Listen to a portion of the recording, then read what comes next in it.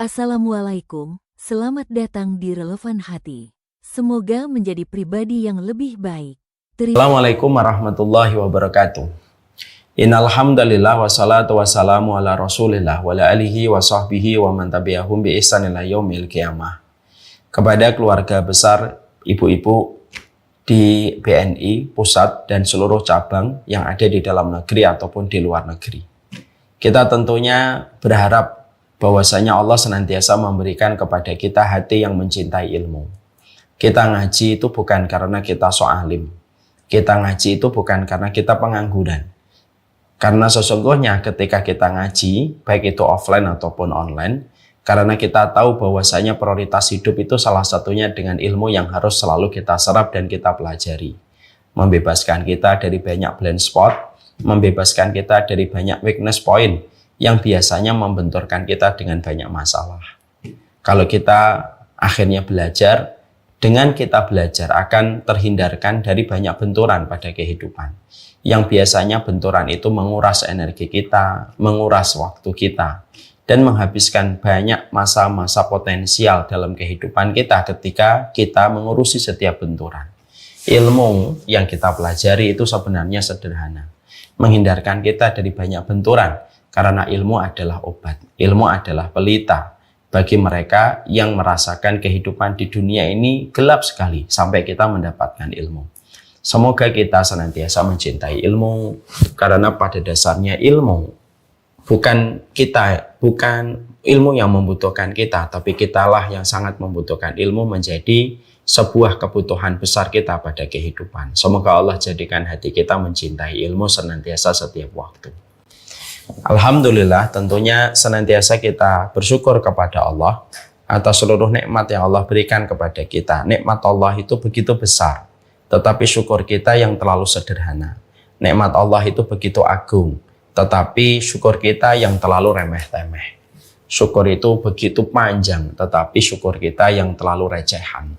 Dan itulah yang berdampak pada kehidupan kita. Bukan Allah yang butuh dengan syukur kita, tapi kitalah yang butuh dengan syukur kita. Sebagaimana Allah sampaikan, wa ma yashkuru fa innama yashkuru li nafsi. Siapapun yang mereka bersyukur, pada dasarnya dia sedang berterima kasih kepada dirinya sendiri. Kelapangan akan dia dapatkan, kecukupan akan dia rasakan, kebahagiaan akan dia kecap kalau dia telah memberikan sebuah rasa syukur kita terhadap apapun yang sudah Allah berikan kepada kita. Yang membedakan kita dengan miliarder itu yaitu adalah masalah nominal. Tapi kita bisa mendapatkan kenikmatan miliarder itu ketika kita memiliki sebuah ketenangan. Karena miliarder terkadang belum tentu dia memiliki ketenangan. Dan ketenangan itu tidak selalu didapatkan dengan banyaknya harta. Tapi ketenangan itu didapatkan ketika kita bersyukur atas setiap ketentuan, atas setiap peristiwa takdir yang Allah berikan kepada kita. Kalau kita senantiasa bersyukur, maka pada dasarnya apa yang kita peroleh terasa sangat bernilai. Sesungguhnya tidak ada yang bisa menjadikan sesuatu itu sangat bernilai kecuali adalah syukurnya kita. Sama-sama naik mobil, tapi kalau yang satu memenuhi dengan hati yang bersyukur, mobil itu akan terasa nikmat sekali. Walaupun mungkin ada batu-batu, mungkin ada lonjakan-lonjakan, tapi dia merasakan kenikmatan karena dia tetap memberikan kesyukuran. Tapi mobil itu akan terasa sempit kepada hati mereka yang tidak bersyukur. Inilah pentingnya kita selalu paham. Syukur itu tidak menjanjikan kuantitas, tetapi pasti syukur itu memberikan kepada kita kualitas dalam kehidupan kita. Semoga Allah lapangkan hati kita menjadi hamba yang bersyukur, syukur atas kehidupan yang Allah anugerahkan kepada kita. Syukur atas rumah yang sudah kita miliki dan tidak perlu membandingkan dengan kehidupan rumah orang lain yang kita lihat di YouTube. Kita juga bersyukur atas suami kita, apapun kondisi dan kekurangannya. Dan tidak perlu membandingkan suami kita dengan suami siapapun. Karena apa yang kita lihat dari orang lain hanya karena kita tidak dekat sehingga tidak melihat kekurangannya. Setiap orang pasti membawa kelebihan dan kekurangan. Maka yang terpenting adalah memiliki kesyukuran ketika melihat kelebihan dan kekurangan. Anak-anak kita pun kita syukuri, tidak perlu kita membandingkan dengan anaknya ibu itu, anaknya ibu sana. Karena pada dasarnya membandingkan itu hanya membuat hati itu merana. Membandingkan itu hanya membuat hati kita kelelahan mengejar sebuah pencapaian yang tidak ada habisnya. Marilah kita memulai dan memaknai Ramadan ini harus kita sikapi dengan kesyukuran. Karena pada dasarnya setiap kita bersyukur pasti nikmat. Kita ini kalau buka puasa, syukur kita berikan, betul-betul menjadikan makanan apapun itu tampak nikmat. Kenapa? Karena kita mensyukuri setelah 11 sampai 12 jam kita berpuasa. Akhirnya kita menikmati betul betapa setiap yang kita nikmati pada waktu berbuka itu sangat nikmat. Bukan karena makanan dan menunya, tapi karena kita bersyukur. Jatah waktu makan sudah datang. Nah, itulah yang menjadikan nikmatnya kita berbuka, bukan karena menunya. Saya yakin yang berbuka dengan stik ataupun yang berbuka dengan es kelapa dengan harga 1 gelas 1.500 ataupun 2.500, dengan yang makan stik kalau sedang berbuka cita rasanya sama-sama nikmat. Karena semua yang makan memberikan kesyukuran setelah jatah waktu makan datang setelah 12 jam dia berpuasa. Nikmat itu datangnya bukan karena menu, tapi hati yang bersyukur ketika adzan maghrib berkumandang. Itulah makna dari sebuah perjalanan kita di bulan Ramadan. Kita akan melanjutkan pembahasan yang sebenarnya saya tidak mengatakan ini tausiah, tapi ini sharing bersama. Saya duduk di sini, ibu duduk di berbagai macam tempat dan wilayah yang berbeda-beda. Kita memiliki poin yang sama, bahwasanya kita menjadi orang tua. Kebutuhan kita kepada nasihatnya Allah, kebutuhan kita kepada nasihat Rasulullah, ketika kita memiliki anak, itu kita butuhkan bersama. Tidak ada yang tidak membutuhkan sebuah nasihat ketika kita menjadi orang tua. Karena pada dasarnya menjadi orang tua itu bukan hanya sekedar status, tapi menjadi orang tua itu adalah sebuah perjalanan hidup, menunjukkan sebuah kedewasaan yang harus disikapi dengan sebuah komitmen, dengan sebuah kewajiban, dan tentunya harus siap dengan konsekuensi. Makanya siapapun laki-laki dan perempuan, kalau mereka belum siap dengan kewajiban, komitmen, dan tentunya siap menghadapi konsekuensi, ya jangan menjadi orang tua. Karena nanti yang menjadi korban bukan hanya dirinya, tetapi yang menjadi korban adalah anak-anaknya. Kadang-kadang kita tidak sabar menghadapi anak kita. Bukan karena anak kita yang tantrum, bukan karena anak kita yang nakal. Tapi mungkin karena kita yang belum dewasa. Ketika jiwa kita masih kecil, kanak-kanak, tanpa kita sadari, terpenjara dalam fisik kita yang tua ini, ketika kita akhirnya jiwanya, mentalnya masih kanak-anak, maka ketika berhadapan dengan anak-anak ya sama. Yang satu tantrum, yang satu marah. Dan sebenarnya itulah yang sering menjadi problem pada kehidupan kita. Nah, inilah yang menjadikan kita sama-sama duduk sejenak di tengah bulan Ramadan ini pada hari yang ke-10. Kita tentunya akan membicarakan sharing tentang bagaimana parenting yang kita dapatkan dari petunjuknya Rasulullah SAW. Sekaligus pula kita bertawasul. Ya Allah, saya hadir pada kajian ilmu yang diselenggarakan oleh BNI pada kesempatan siang ini, maka saya juga bertawasul. Semoga ilmu yang saya serap mengubah saya menjadi lebih baik, dan ketika saya berubah menjadi lebih baik, bayangan saya, bayangan kita, yaitu anak-anak kita pun akan menjadi lebih lurus seiring ketika kita sebagai benda yang memantulkan bayangan itu juga berusaha untuk lurus. Kita orang tua itu benda, anak-anak kita itu adalah bayangan kita. Maka benda itu lurus, bayangan lurus. Kalau benda itu bengkok, maka bayangan itu pun menjadi bengkok. Makanya kita sekali lagi, mari kita bertawasul. Ya Allah, terimalah tawasul amal soleh kami ini di tengah bulan Ramadan. Kami belajar tentang parenting yang diajarkan oleh Nabi-Mu dan Rasul-Mu. Semoga ini bisa menjadi sebab kesolihan anak-anak kami di kehidupan hari ini dan bisa menjadi tawasul kami berjumpa dengan anak-anak kami kelak di surga. Di sebuah tempat yang Kau janjikan bagi setiap keluarga yang senantiasa takut kepada Engkau dalam kehidupan mereka. Ini yang kita harus paham. Nah, tentunya dalam pembahasan mukaddimah kita, kalau tidak salah, kita membicarakan tentang beberapa poin. Ini ada beberapa poin yang sudah kita pelajari pada kesempatan kajian offline kita yang pertama. Yang pertama adalah bahwasanya anak itu tidak pernah minta dilahirkan. Tetapi sesungguhnya kitalah yang meminta kepada Allah supaya anak itu dilahirkan. Dan Allah mengabulkan doa kita, mengabulkan harapan dan keinginan kita. Ketika kita menikah bukan hanya mendapatkan kenikmatan bersama dengan pasangan kita, tapi juga Allah memberikan kepada kita ketenangan dengan adanya keturunan-keturunan yang lahir bersama dengan pasangan yang kita cintai. Maka setiap anak ketika mereka sudah lahir, fondasi paling penting setiap kita melihat anak kita, kitalah yang minta anak itu hadir. Dia tidak meminta dilahirkan melalui kita.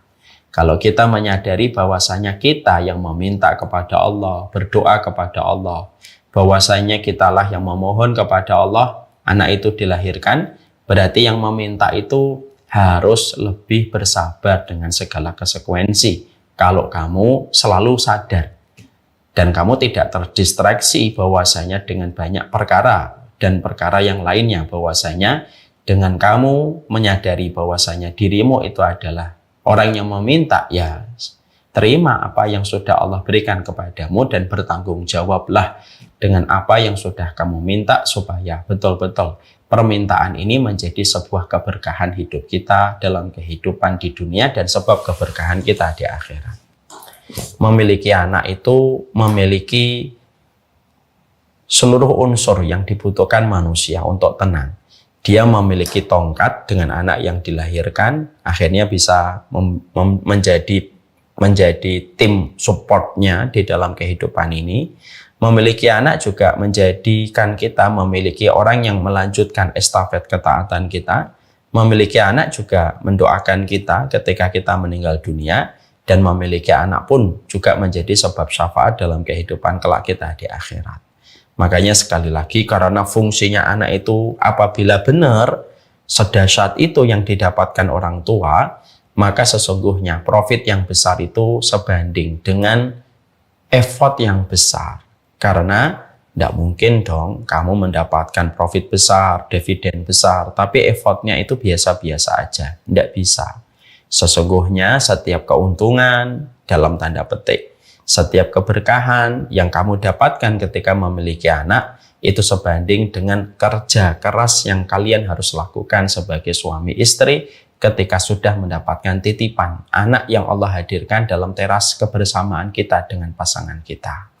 Sekali lagi ya Ibu, saya menyampaikan, kalau kita punya anak, lalu betul-betul kita menyadari anak merupakan anugerah, anak merupakan sebuah hadiah terbaik yang Allah berikan kepada manusia, di mana para nabi pun sebagian diuji dengan lamanya mereka tidak mendapatkan keturunan, yang menjadikan para nabi itu terus berdoa kepada Allah supaya mereka diberikan keturunan. Kenapa para nabi itu terus berdoa untuk meminta keturunan? Kan biasanya para nabi itu mereka orangnya qanaah.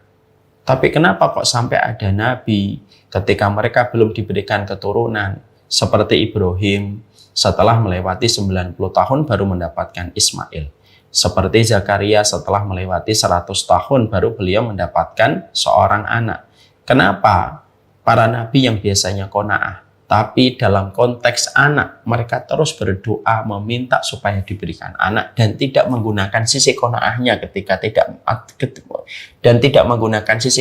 ketika belum mendapatkan anak. Tapi terus berdoa mengetuk pintu langit. Ya karena anak itu memang luar biasa. Tadi saya katakan ada 4. Anak itu menjadi tongkat kita ketika kita dalam kondisi semakin tua. Fitrahnya kita apa? Mim ba'di quwwatin dha'fa. Setelah kuat kita akan turun seluruh yang kita miliki pada kekuatan yang sudah pernah kita dapatkan. Mata kita mulai rabun, telinga kita mulai susah mendengar, kaki kita mulai gemetar. Maka ketika kita mendapatkan anak, salah satunya adalah itu akan menjadi sebuah tongkat bagi kita. Yang kedua, ketika mendapatkan anak, sesungguhnya mendapatkan anak adalah yang melanjutkan estafet amal soleh kita. Anak kalau melihat ibu dan bapaknya sholat, mereka sholat karena dia mendapatkan contoh terbaik dari bapak dan ibunya untuk melaksanakan sholat. Bapak dan ibu ketika dikuburkan di alam kuburnya, terbujur kaku di alam barzakhnya, maka setiap anak kita sholat maka mengalir pahalanya untuk kita. Itu baru dihitung sholat. Bagaimana adab yang dia dapatkan dari orang tua, etika yang dia peroleh, akidah yang dia pelajari, tauhid yang dia dapatkan dari orang tuanya, maka itu tidak akan dibiarkan sia-sia. Saya mengajar kepada murid-murid saya, itu pun mendapatkan pahala. Apalagi ketika mengajarkan titipan yang betul-betul khusus. Allah paketkan titipan itu untuk kita selaku orang tua. Titipan itu dan paket itu adalah anak. Yang ketiga, mendoakan kita. Karena kita jujur, Ibu. Siapa yang paling setia mendoakan kita? Yang paling setia mendoakan kita itu ya cuma 3. Di antara keramaian dan kerumunan manusia yang pernah kita kenal sepanjang dan semasa kita hidup. Kalau kita punya sahabat ada 50 orang. Kita punya teman, di kontak handphone kita ada 2000 orang. Tapi berapa lama mereka mendoakan kita ketika misalnya Ibu Rini dikabarkan meninggal dunia, Ibu Fatimah dikabarkan meninggal dunia. Berapa lama mereka akan mendoakan kita? Paling 1 jam, 2 jam mereka sudah lupa dan sudah kembali kepada aktivitas dan problematika yang mereka hadapi dalam kehidupan. Maka yang paling mendoakan kita itu ya cuma 3. Orang tua kita, itu pun kalau masih ada, dan itu sedikit sekali.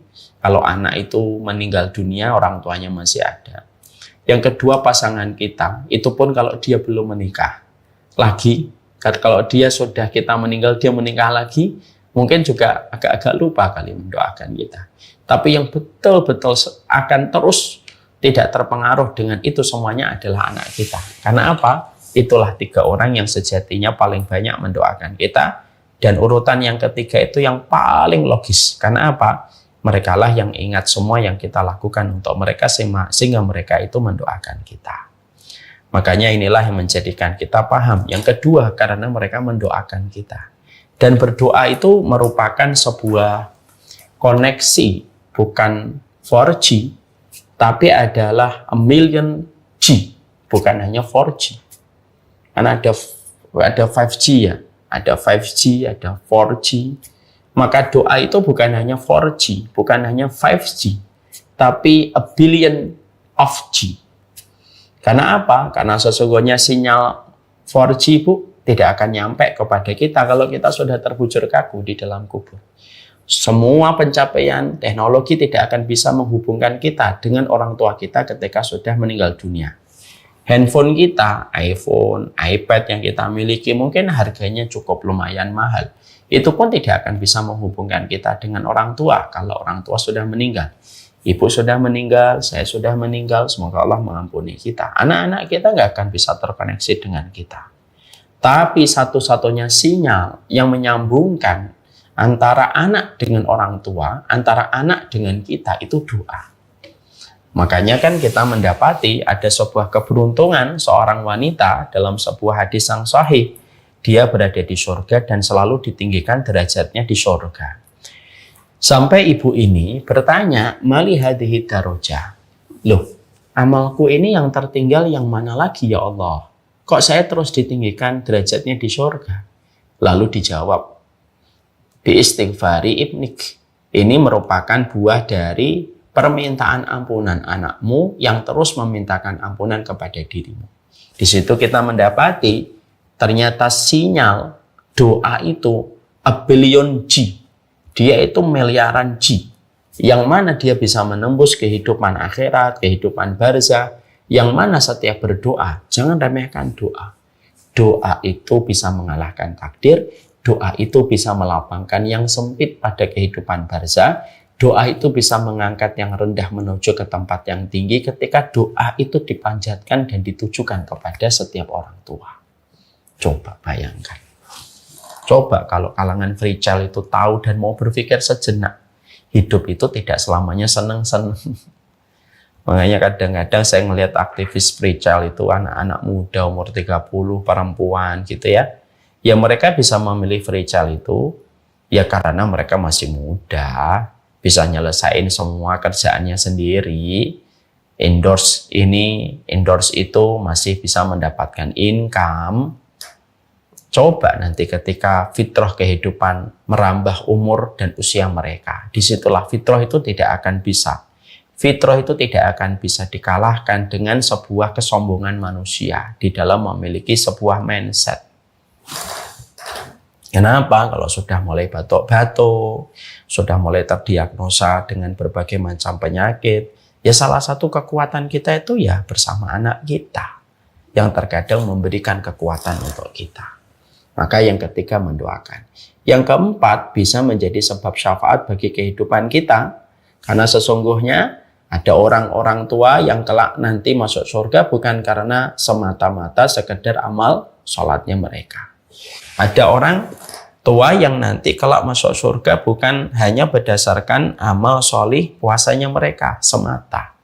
Tapi banyak orang tua yang mereka itu nanti masuk surga ya disebabkan karena anak-anak mereka yang memberi syafaat kepada orang tua mereka. Dan itu merupakan puncak tertinggi dari berbaktinya anak kepada orang tua.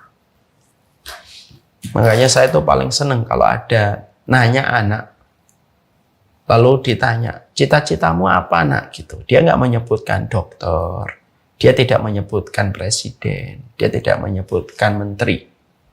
Tapi kalau cita-citanya dia adalah, saya ingin ngasih syafaat kepada ibu dan bapak. Nah itu mahal itu cita-cita itu. Karena tidak setiap anak menyadari tentang itu. Ketika mungkin orang tuanya belum pernah memberikan edukasi dan tarbiyah tentang masalah itu. Makanya kan ada sebuah riwayat, mungkin saya sudah sampaikan kepada ibu-ibu sebelumnya di waktu kajian offline, bahwasanya dalam satu riwayat Muslim, saya menyampaikan bahwasanya ada orang tua bersama dengan anaknya, mereka melewati proses hisab yang panjang. Maka anak-anak mereka karena sholih, anak itu taat, hisabnya ringan. Fasawfa yuhasabu hisabai yasira. Maka dia dihisab dengan hisab yang ringan. Hisabnya ringan sekali. Maka setelah dihisab dengan hisab yang ringan, dia melesat menuju kepada mizan. Maka mizannya melesat, dia pembagian kitab. Melesat lagi, melewati sirat. Melesat lagi, maka dia berada di tempat yang disebut dengan kontorah. Ibu-ibu tahu kontorah? Kontorah itu tempat setelah sirat, di depan surga itu namanya kontorah. Disitulah tempat berkumpulnya manusia sebelum masuk surga. Yang punya benci dicabut hatinya, yang punya cemburu dicabut oleh Allah, semuanya supaya hati bersih sebagaimana hatinya burung. Itu namanya tempat bernama kontorah. Maka ketika anak-anak itu akhirnya sudah di depan tempat yang bernama kontorah, maka mereka akhirnya mendapatkan instruksi dari Allah. Udkhul jannah, masuklah kamu nak ke surga nak. Anak-anak itu sadar bahwasanya orang tua mereka masih terjajar di belakang.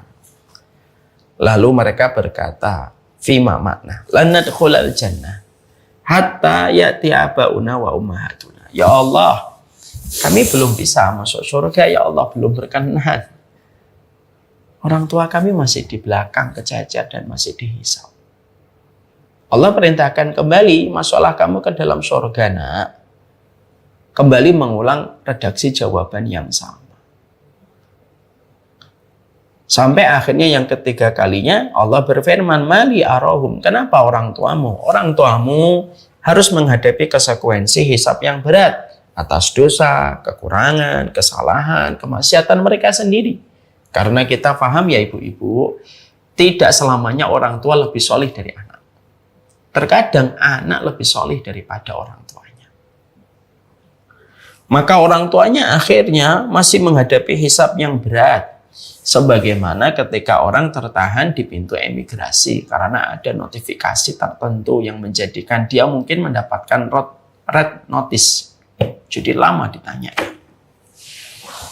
Ketika akhirnya mereka, anak-anak ini, menyebutkan tentang orang tua dan Allah sudah menyebutkan itu, tetapi anak-anak ini tetap bertahan di pintu surga. Ibu sembari bayangkan, Ibu bayangkan tempat surga, anak-anak kita nunggu di depan pintu surga.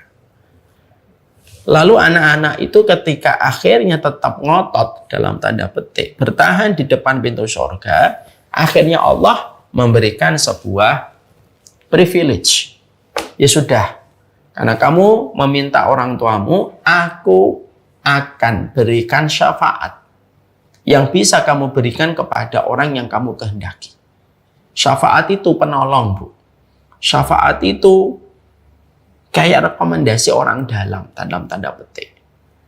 Dengan syafaat yang tipis jadi tebal, yang ganjil jadi genap, yang kurang jadi sempurna. Kalau dapat syafaat. Makanya syafaat dalam Islam itu ada dua.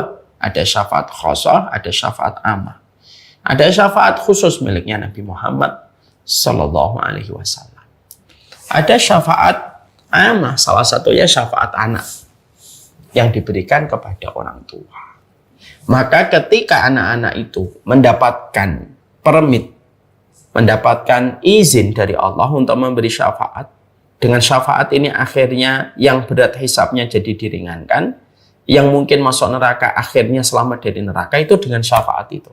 Maka tidak ada yang diingat oleh anak-anak ini kecuali orang tuanya. Kami kasihkan syafaat ini ya Allah untuk ibu, untuk bapak. Untuk ibu dan bapak ya Allah. Akhirnya orang tua mereka, mungkin kita, mungkin ibu dan suaminya, akhirnya kita dapat syafaat diringankan oleh Allah, ngelewatin proses berikutnya sampai akhirnya ketemu dengan anak-anak kita di depan pintu surga. Lalu pada saat itulah ada perintah kembali datang dari Allah. Udkhulul jannata antum wa aba'ukum. Nih orang tuamu sekarang bareng-bareng masuk surga. Kamu dengan orang tuamu. Akhirnya anak-anak itu membawa dan menggandeng orang tuanya menuju kepada surga. Bukankah ini merupakan hal besar, Bu? Makanya tadi saya tegaskan kan, bahwasanya para nabi dikasih oleh Allah apapun itu mereka qanaah. Dikasih harta dikit, mau dikasih apapun qanaah para nabi itu. Tapi para nabi, ketika para nabi itu mereka belum mendapatkan keturunan, para nabi itu meminta supaya mereka diberikan keturunan. Kenapa para nabi itu tidak menerima aja kalau mereka belum diberikan keturunan? Sudah terima aja, nggak usah berdoa terus minta keturunan. Karena para nabi tahu sedahsyat itulah kedudukan anak yang Allah berikan kepada setiap orang tua. Jadi disitulah kita akhirnya paham anak itu bukan hanya urusan biologis. Anak itu bukan hanya urusan ketika nasab kita tetap tersambung melalui anak-anak kita. Anak itu bukan hanya urusan nasab kita tidak terputus ketika anak-anak itu lahir. Bukan itu. Itu hanya masalah remeh-temeh duniawi. Rengginangnya duniawi aja itu. Tapi yang paling besar dari urusan anak tadi, Bu. Makanya saya betul-betul sama sekali tidak bisa memahami logika orang yang tidak mau memiliki anak. Kenapa? Logika itu cacat. Secara fitrah cacat, secara eksistensi kehidupan juga cacat. Apalagi dalam konteks kehidupan akhirat, lebih cacat lagi itu. Ya. Dan ini tolong disampaikan sama mereka yang masih mempropagandakan free child itu. Karena apa? Sekali lagi, mungkin hari ini kamu belum menyadari. Tapi seiring ketika tubuhmu sudah tidak lagi kuat, seiring ketika kamu sudah sering tidur di atas tempat tidur ketika lemah, seiring ketika suamimu atau mungkin istrimu ternyata mungkin pernah terpleset jatuh cinta sama orang lain, disitulah kamu akan tahu betapa hubungan kita dengan anak itu hubungan fitrah, dan fitrah yang ditetapkan Allah itu tidak salah. Maka disitulah yang menjadikan kita akhirnya memahami inilah urusan kita memiliki anak. Makanya ketika Allah sudah hadirkan anak ini, dan Allah menghadirkan anak bagi sebagian besar dari kita, Allah hadirkan tidak sesulit ketika Nabi Ibrahim mendapatkan anak. Tidak sesulit Nabi Zakaria ketika terus berdoa dengan uban yang memutih, kulit yang keriput, ketika tetap setia, jujur meminta keturunan kepada Allah. Maka pastikan bahwasanya inilah yang menjadikan kita sekali lagi paham betul memiliki anak itu merupakan perkara yang anugerahnya besar. Bukan anak yang meminta dilahirkan, tetapi kitalah yang minta supaya anak itu dilahirkan. Ya. Yang kedua, kita memahami sisi lain dari kehidupan kita. Ketika membicarakan parenting pada waktu offline, kita juga sudah bicara bahwasanya memiliki anak itu melelahkan, memiliki anak itu melatihkan. Tapi Allah jadikan ada sebagian dosa-dosanya saya dan sebagian dari dosa-dosanya ibu-ibu ketika kita sudah menikah lalu punya anak, Allah jadikan ada sebagian dosa yang Allah lokalisir, yang dosa ini tidak akan dihapus oleh Allah kecuali dengan kelelahan kita ketika mendidik anak kita. Kelelahan itu bukan hanya kelelahan fisik, kelelahan energi, pikiran, terkuras emosi, semuanya menjadi satu. Tapi begitulah bahwasanya memiliki anak itu bagian dari sebuah prosesnya Allah untuk memberikan penghapus dosa kepada kemaksiatan yang dilakukan oleh orang tua. Kita ketika menjadi suami istri, menjadi orang tua kan ada banyak dosa yang kita lakukan. Lah di sebagian dosa itu dilokalisir sama Allah. Kata Imam Ibnu Qayyim, di mana dosa itu tidak akan dihapuskan oleh Allah kecuali karena kelelahan demi keletihan yang kita peroleh dan kelelahan yang kita dapatkan ketika kita mendidik anak kita. Sehingga itu yang menjadikan kita bisa menikmati peran yang Allah berikan kepada kita. Karena apa? Yang mendidik anak itu ibadah. Kamu ketika pagi tidak bisa sholat syuruk. Karena apa? Ketika habis sholat subuh, seluruh deretan tugas kita sudah menanti. Anak yang pertama kuliah, anak yang kedua SMA, anak yang ketiga SD, anak yang keempat mungkin masih di TK gitu ya, atau di PAUD. Maka akhirnya menjadikan kita itu kalau pagi itu riwahnya luar biasa, kreditnya itu mengalahkan kreditnya Jalan Sudirman. Tapi tanpa kita sadari sebenarnya itu ibadah kamu walaupun kamu tidak bisa syuruk. Sholat syuruk itu sunnah, tetapi mengkondisikan anak dan merawat anak itu wajib. Makanya akhirnya itu pun menjadi sebuah ibadah. Bukankah menyusui adalah ibadah besar yang setiap tarikan air susu yang diminum sama anak kita itu mendatangkan pahala? Makanya sampai begitu besarnya perjuangan ibu ketika menyusui, Allah berikan rukhsah, tidak usah puasa kalau lagi menyusui ataupun ketika lagi mengandung. Itu karena apa? Ibadah. Makanya akhirnya kalaupun ada di antara kita yang belum diberikan kondisi ideal, anak kita sesuai dengan apa yang kita ekspektasikan, masih terkuras emosi kita, masih terkuras fisik kita ketika terus merawatnya dengan segala variabel yang ada ketika kita membersamai anak kita. Mari kita sejenak memahami, ya inilah ibadah saya kepada Engkau ya Allah. Karena aku menjaga titipan yang Kau berikan kepada kehidupanku. Maka itulah yang menjadikan akhirnya supaya setiap orang tua itu betul-betul mengerti bahwasanya ini adalah seni kita beribadah kepada Allah. Kewajiban kita mengembalikan titipan Allah kepada jalannya Allah. Nah, tentunya mengembalikan itu tidak mudah. Tapi di balik setiap kesulitan, di balik setiap kesukaran yang kita peroleh dan kita dapatkan, insya Allah tidak ada yang sia-sia. Kalaulah tertancapnya duri yang hanya sifatnya nyeri sesaat, itu pun sudah menjadi sebab Allah menggugurkan dosa kita, apalagi terkurasnya nafkah, terkurasnya uang, terkurasnya waktu, tidak ada yang sia-sia. Kesia-siaan itu hanya dikenal oleh kalangan materialisme. Ketika pemasukan tidak sebanding dengan pengeluaran. Nah, rugi dong.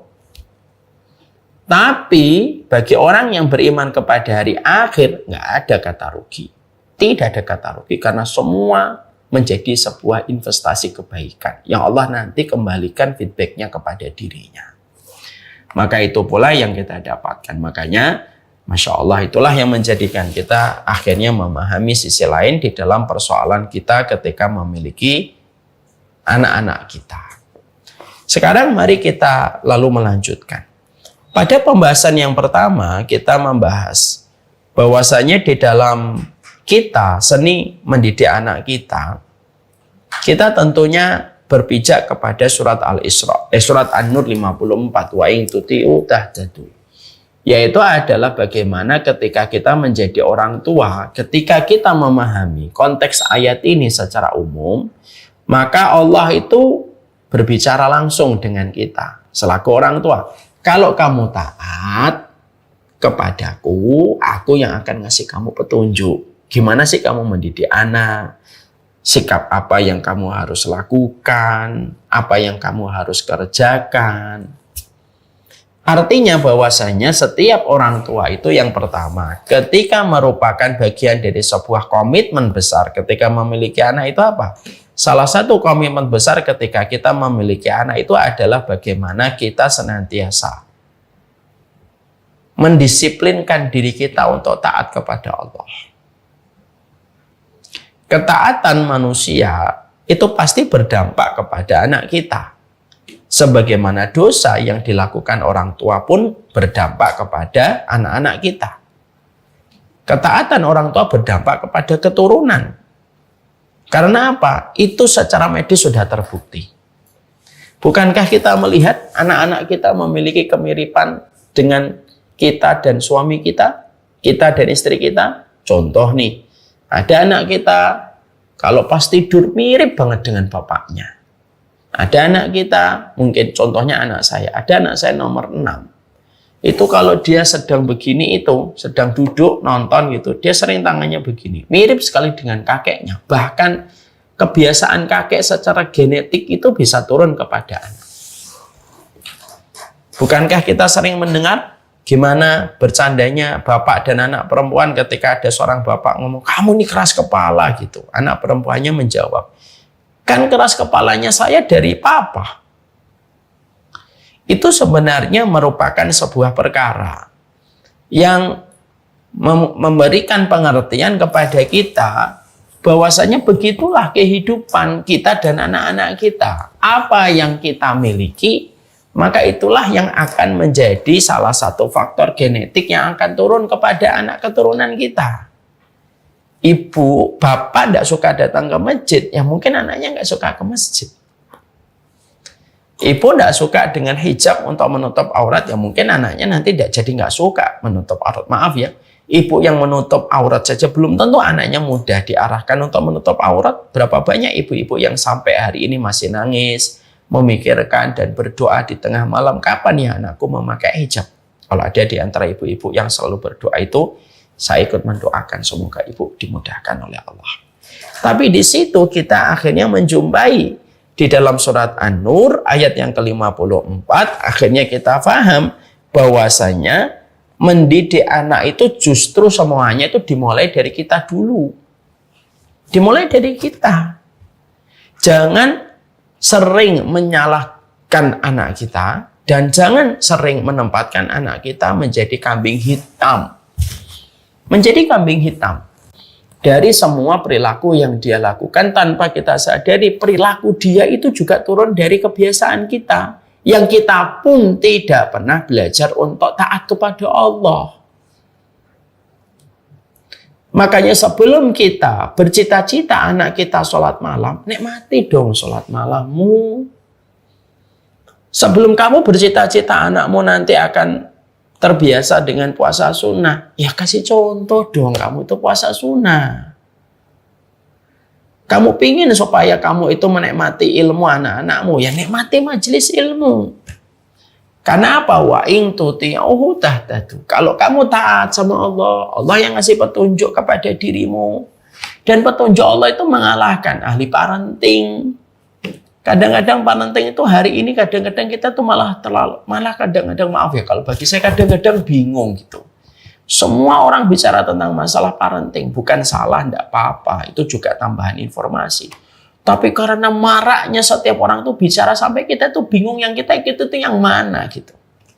Dan terkadang saya tuh agak kagetnya tuh kalau menggunakan tips mendidik anak. Pakai anak itu enggak bisa pakai tips. Anak itu tidak bisa pakai triks. Anak itu pakai kurikulum. Dia bisa pakai tips dan trik. Tips dan trik belanja, oke. Tips dan trik membeli laptop murah, oh enggak ada masalah. Membeli mobil second yang bagus, tips and triknya apa? Oh enggak apa-apa itu. Tapi kalau maaf ya, kalau ada satu orang berkata, tips and trik bagaimana anak kita mandiri, enggak bisa. Kalau menurut subjektivitas saya, tidak bisa pakai tips and tricks. Karena anak itu butuh kurikulum dari orang tuanya dulu. Bukan pakai tips dan trik. Karena dia bukan bahan cobaan. Makanya kembali ke tadi bahwasanya anak itu dimulai dari kita. Lah banyak orang tua hari ini tanpa sadar melahirkan sebuah lubang traumatik untuk anak. Sehingga anak itu mengalami inner child, hutang pengasuhan yang panjang. Karena setiap orang tua itu selalu merasa dia sudah benar. Padahal ketika dikuliti satu persatu, kita ini masih banyak kekurangan. Ya kan? Kadang-kadang kita ngelihat tayangan misal WhatsApp atau tayangan sosial media di depan anak kita yang ternyata berdampak itu kepada anak kita. Kadang-kadang kita yang memberikan gadget kepada anak kita di usia yang sangat belia sudah memberikan gadget. Yang semuanya itu kembali kepada kita. Maka yang harus dilakukan sebagai sebuah refleksi kita selaku orang tua, kita ini harus membangun koneksi kepada pemberi anak kepada kita. Dan pemberinya itu Allah. Lah Allah menegaskan pada surat An-Nur 54, kamu taat, nanti aku yang akan kasih petunjuk kepada dirimu. Barulah itu yang akan menjadikan kita bisa menjawab satu persatu pilihan-pilihan yang sering kita jumpai di dalam perjalanan kita mendidik anak. Kita tahu cara menjawab setiap pilihan itu ketika kita menjaga hubungan kita dengan Allah. Ini dulu. Karena apa? Karena ini hal basic. Tapi terkadang ini terlupakan. Makanya harus memiliki sebuah amalan khusus. Harus memiliki sebuah amalan istimewa. Yang kita tujukan amalan itu sebagai cara kita merayu Allah. Untuk Allah menjaga dan membentuk anak kita sesuai dengan harapan yang diridhoi oleh Allah. Harus punya amalan khusus. Ya. Makanya saya menyampaikan kan ada tirakat. Tirakat itu beda-beda. Mungkin ada di antara ibu dan bapak menjaga sedekahnya tiap waktu. Dengan harapan setiap sedekah, ya Allah jaga anakku dari segala macam bala. Ada di antara bapak dan ibu sepakat sama suami istri. Kita tidak boleh ya setiap malam kecuali kita sholat tahajud. Kalaupun capek, letih, sholat tahajudnya sebentar aja, tetap harus kita jaga. Untuk apa? Supaya kita bisa merayu Allah, mencari muka di hadapan Allah. Supaya dengan itu Allah menjaga anak kita. Itu namanya tirakat. Ada yang mungkin misalkan membangun rumah dakwah dengan niatan, ya Allah saya bangun studio dakwah ini dengan niatan, ya Allah supaya setiap pahala yang saya dapatkan ketika saya membantu dakwah nanti kembali keberkahan untuk anak-anak saya. Tirakat ini penting. Karena cara kita mencari muka kita di hadapan Allah. Maka dengan perkara itulah yang akan menjadikan seseorang diberikan oleh Allah keberkahan melalui setiap keturunan-keturunan yang dia miliki. Dan setiap orang itu tirakatnya beda-beda. Ibu pasti pernah mendengar sebuah kisah tentang seorang ulama besar. Namanya Abdullah bin Mubarak. Kita lihat tirakatnya bapaknya Abdullah bin Mubarak. Ibu tahu bapaknya Abdullah bin Mubarak itu punya bapak. Nama bapaknya itu adalah Mubarak. Nama bapaknya itu adalah Mubarak. Maka Mubarak ini ketika belum memiliki anak, maka Mubarak ini adalah seorang penjaga kebun, penjaga ladang, yang bekerja pada seorang qadhi besar, yaitu seorang hakim, ya hakim besar gitu di satu tempat. Maka ketika dia menjaga kebun itu sekian lama, sekian tahun, jarang ketemu dengan pemilik kebun tersebut yang merupakan notabene seorang hakim besar. Hakim besar pada zaman dulu itu bukan sekedar hakim, tapi mereka itu ulama. Jadi ulama yang bisa menjadi qadhi atau hakim. Maka pada satu waktu sang qadhi datang ke kebun itu dan meminta kepada Mubarak. Mubarak, ya, aku minta delima yang paling manis. Ambilin ya. Mubarak ambil, metik ada 5. Disuguhkan kepada majikannya. Dicicipin 1 masam, 2 masam, 3 masam, 4 masam, 5 masam. Sampai sang qadhi, sang hakim besar ini agak sedikit sentimental. Loh, semuanya masam. Gimana sih ini semuanya masam ini? Ambil yang manis. Ambil lagi Mubarak, metik 5. Buah di 5. 1, 2, 3, 4, 5. Cicipin 1, cicipin 2, cicipin 3, 4. Semuanya masam. Akhirnya sang qadhi, sang hakim besar ini agak sedikit marah. Kamu ini gimana sih? Wong aku suruh ngambil delima yang paling manis kok malah semuanya masam. Ini nggak bisa dimakan ini kalau kayak begini. Lalu akhirnya Mubarak minta maaf, saya salah. Ditanya sama majikannya, seorang hakim besar, emang kamu nggak bisa apa metik yang manis? Aku nggak bisa bedain delima yang manis dan delima yang tidak manis. Loh, kamu itu kan jaga kebun itu bertahun-tahun, betul. Tapi aku tidak sama sekali pernah mencicipi 1 buah pun dari kebun yang aku jaga ini. Loh, kenapa kamu nggak menjaganya? Kenapa kamu tidak mencicipinya? Maaf, majikan, maaf Tuan. Karena amanah yang Tuan berikan kepada saya itu menjaga kebun delima, ingat nggak? Dan saat itu Tuan tidak mempersilahkan aku untuk makan pada kebun yang aku jaga. Karena kamu tidak pernah memberitahu instruksi boleh mencicipi, aku tidak pernah mencicipi, baik metik ataupun mungut yang jatuh. Masya Allah. Ini tirakat seorang laki-laki, Bu. Ini kesungguhan dia seorang laki-laki. Karena dia pada saat itu memang dalam kondisi sudah dewasa, dalam kondisi siap menikah, tapi dia menjaga lambungnya. Sang qadhi langsung, Masya Allah, sang qadhi ketika mendapatkan itu, sang qadhi itu langsung, Masya Allah, kamu sama sekali tidak mau, kamu sama sekali tidak pernah makan, tidak pernah makan sama sekali. Ya, sama sekali kamu nggak pernah makan, sama sekali tidak pernah. Maka akhirnya sang qadhi ini kagum dengan Mubarak ini, lalu akhirnya dialog. Dialognya apa? Sang hakim besar ini lalu ngobrol dan berkata, Mubarak, aku ini punya putri. Lah putriku ini dilamar banyak orang, termasuk para pangeran-pangeran putra dari khalifah. Tapi hatiku belum berkenan untuk memberikan putriku kepada mereka. Apa pendapatmu, wahai Mubarak? Mubarak yang sebenarnya secara penampilan kayak orang biasa gitu, tapi berilmu ternyata. Beliau berkata, maaf, majikan, sang hakim, sang qadhi, orang Nasara, orang Yahudi biasanya menikahkan anak mereka karena urusan harta. Orang jahiliyah biasanya mereka menikahkan karena urusan nasab. Orang Nasara biasanya menikahkan karena urusan paras. Tapi orang yang beriman dan mengikuti Rasul selalu menikahkan putra-putri mereka karena akhlak dan agama.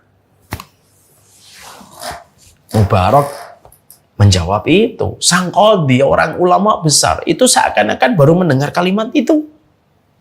Pulanglah ulama besar itu. Ketemu istrinya, ngobrol.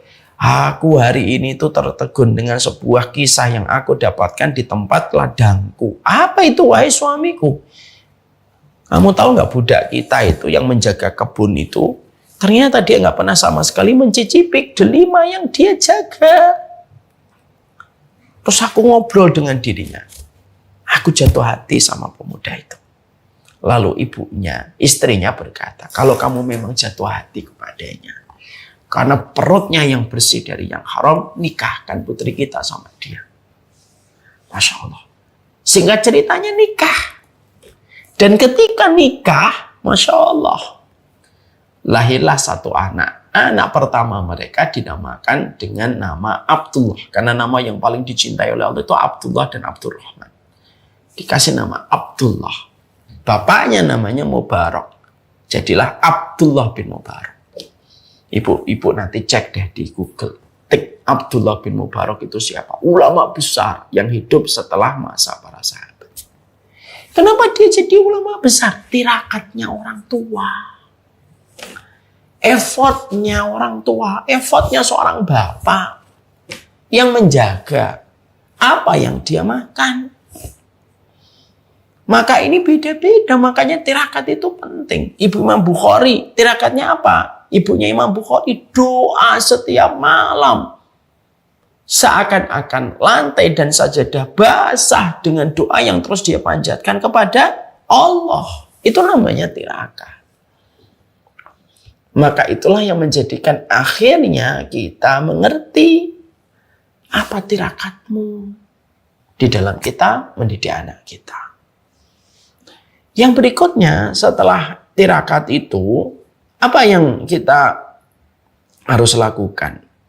Maka yang harus kita lakukan sebagai orang tua, di mana ini merupakan bagian dari sebuah konsekuensi dan sebuah komitmen, yaitu yang kedua, yaitu adalah ketika kita mengakui dosa-dosa kita dan segera bertaubat.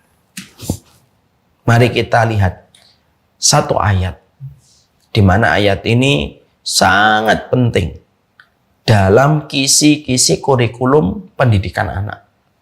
Allah menyampaikan wa wassaynal insana biwalidayhi ihsana. Allah itu menyampaikan wa wassaynal insana biwalidayhi ihsana hamalatu ummuhu kurha wa wada'atuhu kurha wa hamluhu wa fisaluhu salasuna syahra hatta idza balagha ashuddahu wa balagha arba'ina sanatan qala rabbi auzi'ni an ashkura ni'mataka allati an'amta alayya wa an a'mala salihan tardah wa aslih li fi dzurriyyati inni tubtu ilaika wa inni minal muslimin.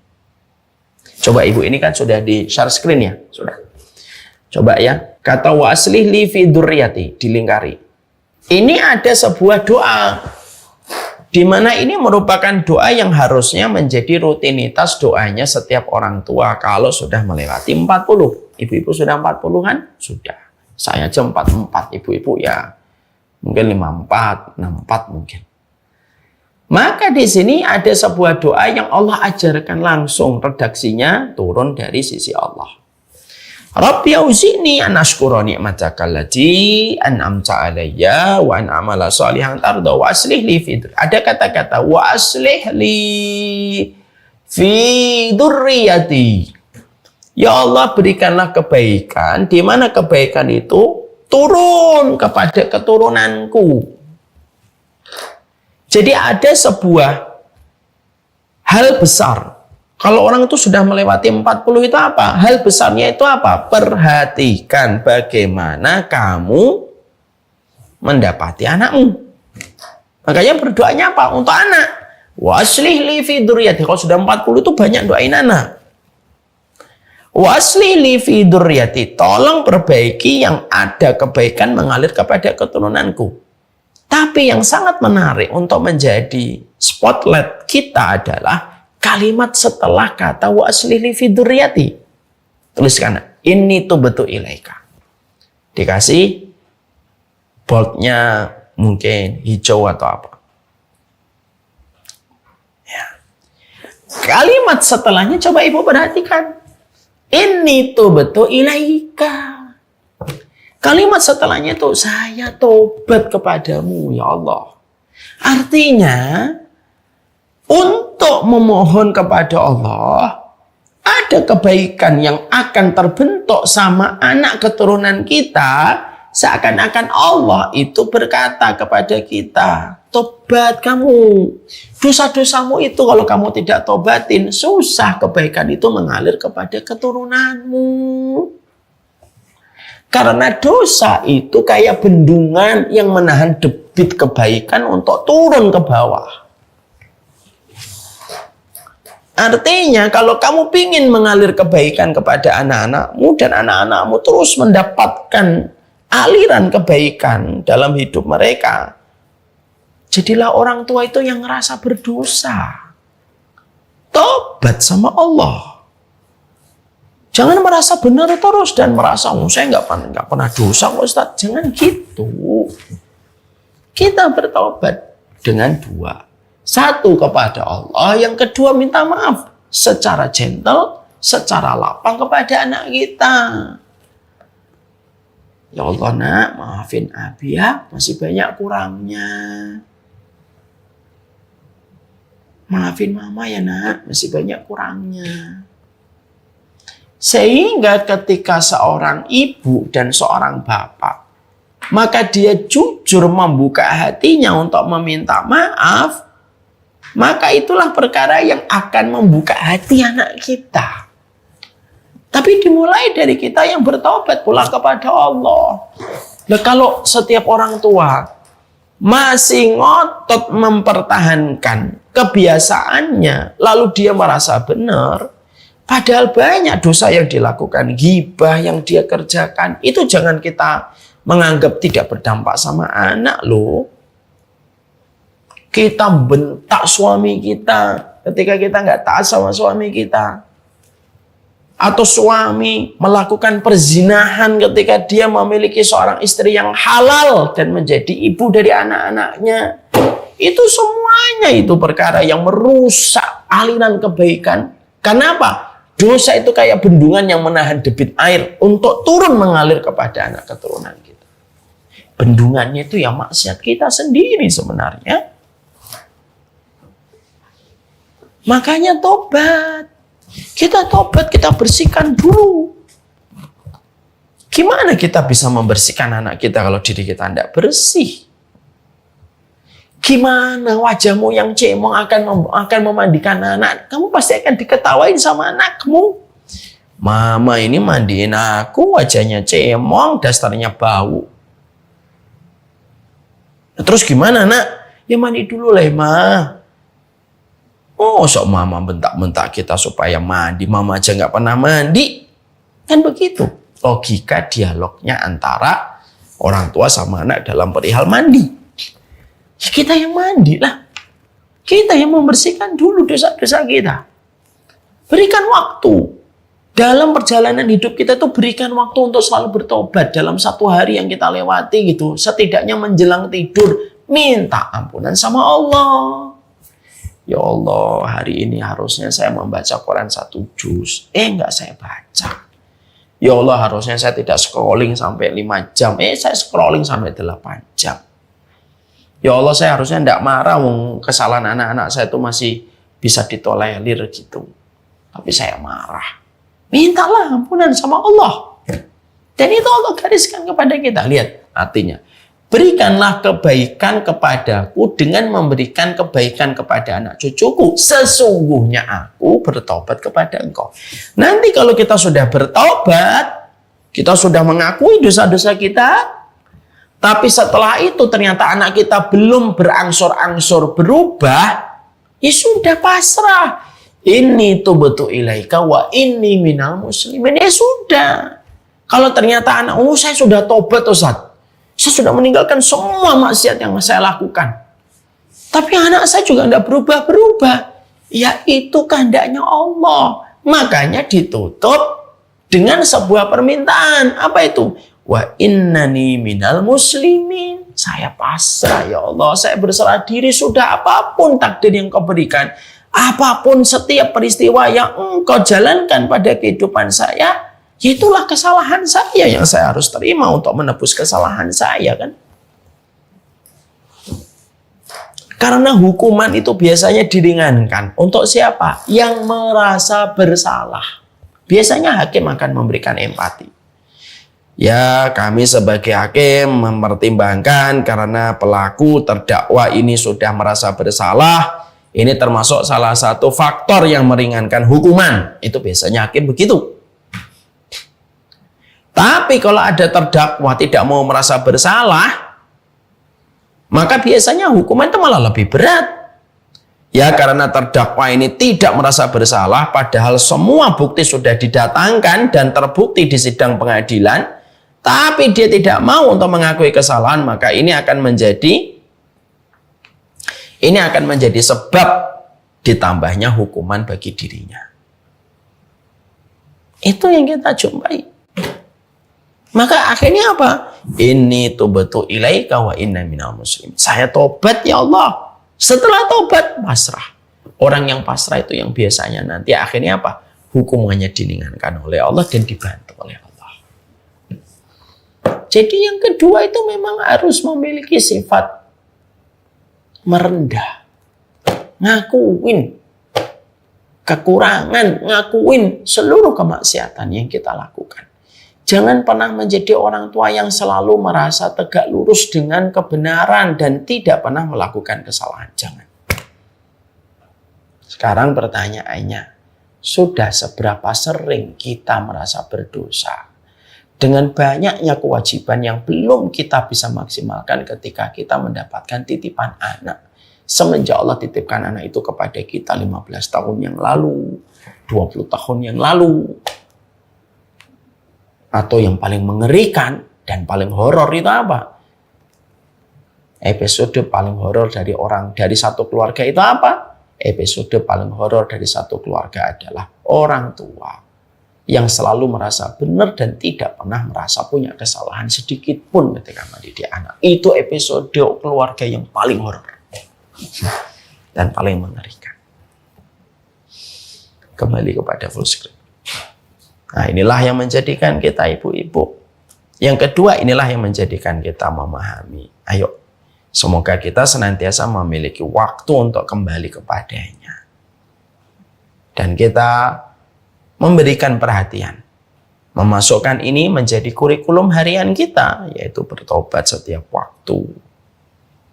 Karena orang yang bertobat itu dibantuin, Bu, sama Allah. Tapi kalau orang itu merasa tidak pernah bertobat, ya nggak ada pertolongan yang akan dia peroleh. Karena Allah itu selalu membersamai hati yang selalu merendah. Sebagaimana kebenaran selalu mencari tempat yang rendah. Sebagaimana hati yang rendah, tempat berkumpulnya hikmah dan kebenaran. Itu yang kedua. Ya, semoga ini walaupun penambahannya tidak banyak, tapi sudah setengah 12. Tapi memang ya namanya perenungan dan refleksi itu bukan masalah kuantitasnya. Tapi bagaimana hati kita tergelitik untuk memahami apa yang sebenarnya harus kita lakukan. Terutama dalam pola kita mendidik anak kita. Jelas dalam parenting nabawiyah Rasulullah, akhirnya kita belajar banget. Surat Al-Ahqaf 15 ini. Bagaimana mungkin kerasnya anak kita hari ini. Barrier kita dengan anak kita itu ya karena dosa-dosa kita sendiri sebenarnya. Dan kita membiarkan dosa itu membebani kita. Dan akhirnya apa? Oh, namanya beban itu ya pasti berat. Naik gunung itu yang berat bukan hanya sekedar mendakinya. Tapi karena harus memikul beban tas carrier yang berat. Nah, dosa itu lebih berat daripada carrier apapun. Mari kita menjadi orang yang kembali bertobat kepada Allah. Semoga Allah terima kekurangan kita, Allah terima kesalahan kita. Dan ini pas sekali pada momentum Ramadan. Momentum Ramadan ini menjadikan kita paham, tidak ada gerasi besar-besaran Allah berikan kepada manusia kecuali ketika di bulan Ramadan. Mari menjemput gerasi itu. Mari menjemput pemutihan besar-besaran dari Allah. Karena kita selaku orang tua nggak akan ditolong sama Allah sampai dosa-dosa kita dihapuskan oleh Allah dulu. Lalu ketika beban itu sudah sangat berkurang, kita bisa fokus memberikan apa yang kita tujukan kepada anak-anak kita tercinta dan terkasih. Mencintai anak itu bukan hanya sekedar membelikan mainan, gadget, menyediakan rumah, menyediakan apartemen. Bisa jadi nanti rezeki anak kita itu lebih daripada kita, Bu. Boleh kita menyediakan itu semuanya. Tidak apa-apa, nggak dosa. Tapi puncak tertinggi mencintai anak itu apa?